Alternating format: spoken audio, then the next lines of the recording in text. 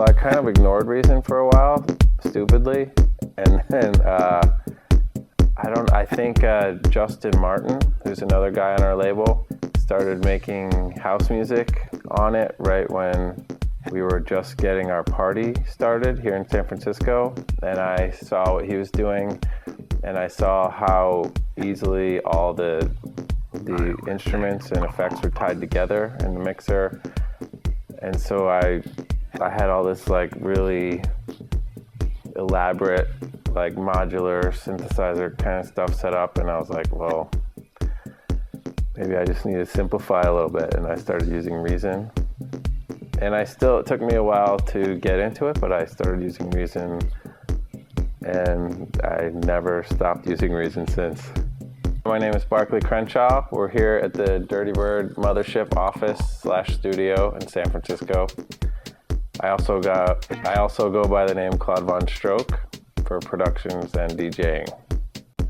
The devices in Reason, I usually use a lot of Dr. Rex, and I don't use a lot of the synths unless I really go in and really program them quite extensively. So it's usually stuff that I bring in, like I'll play stuff on outboard gear and record it and then kind of bring it in on a Dr. Rex, or I'll bring it in on a NN19 or an NNXT and use the samplers for sounds that I've made somewhere else. So it's a lot of sampling. I use a lot of the sampling. I checked out Thor a little bit. I haven't made anything with it, but I've used it, I think, to make a couple like atmospheric things or something. I haven't really gotten deep into it yet. I just got 4 recently, Reason 4. My favorite setup is mixer with nothing attached to it. I always start with nothing. There's something really nice about being able to have your whole project like all encompassed in one piece of software that makes it I'm really able to go in and fine tune the music before it gets put out, like every little bit, all the automation, every tiny little programming thing. It's much easier to do that all in software than to be fixing loops in hardware and that kind of thing. It's just better for if you really want to sound polished.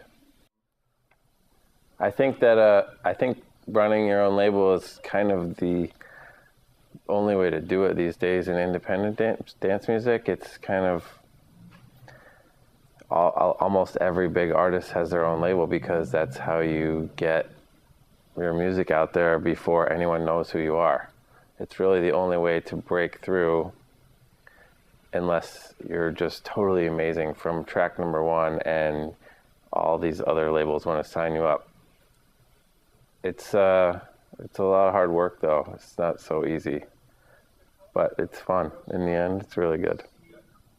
I get asked a lot what software I use, and people are always surprised. Less and less though, but people are really surprised that I use Reason, especially when I told them certain tracks that I made all in Reason. It's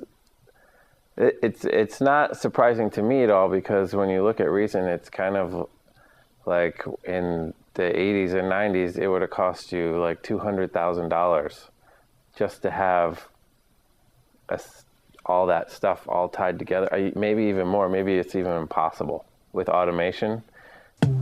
So this is the sounds that I usually use. So what I would say here is, because I was having problems with how the notes were resonating,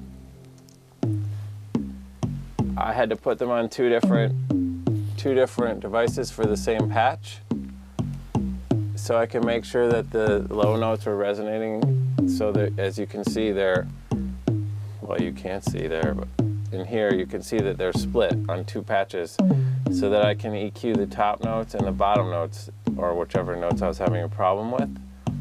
They get a different EQ. A lot of times I'll take whatever sounds I'm using, I'll sample them out of Reason, then I'll do an effect on the sound, and then I'll load it back into Reason again and reverse it or something like that, and that will give it a nice transition effect. Like, for example, if we can find long note, this is an example of where I've taken a note that I've made in Reason and I've put a long reverb on it, and then I've reversed it, and then I've put it an octave down, and it just makes a really cool transition sound that just grows. So when you hear that in the song, it's just like a nice,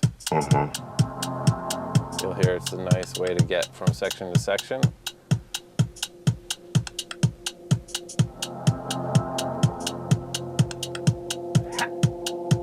Build some tension.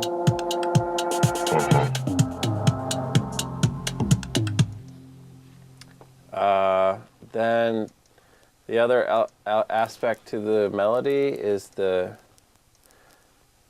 voice line right here. What I've done here is I've taken a sound from an NXT and I've loaded it in, and then I've put it through the vocoder, and then I've also loaded a vocal sample from my wife, who did this. It's just chopped up. The effect is whenever one is on, it cuts off the other one. Whenever the voice comes on, it cuts out the sampler. And it's all this crazy routing. It's all going through this vocoder. There's the voice.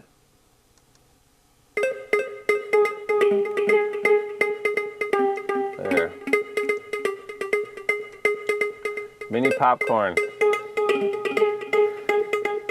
So they're both getting routed through the same effects, and they're knocking, and one's knocking it. It's kind of like a side chaining effect, but I don't even know how I did it. But I did. They knock out each other, and so you get the really nice effect of when one's on, the other one isn't.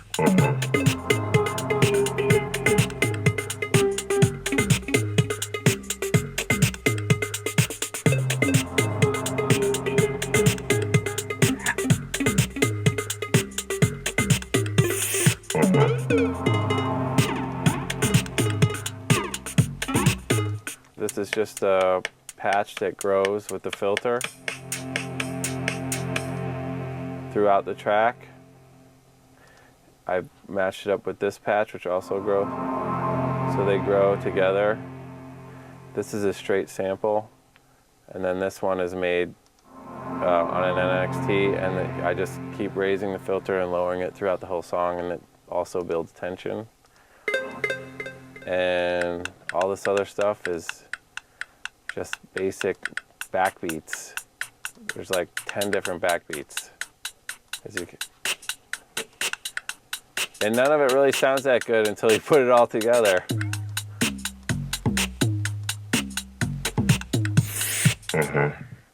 That's me going and then lowering it about an octave. And that's it. So that's the track Who's Afraid of Detroit. I'm sorry I didn't explain it better, but I haven't looked at it in quite a long time, and even I can't remember everything, but I tried.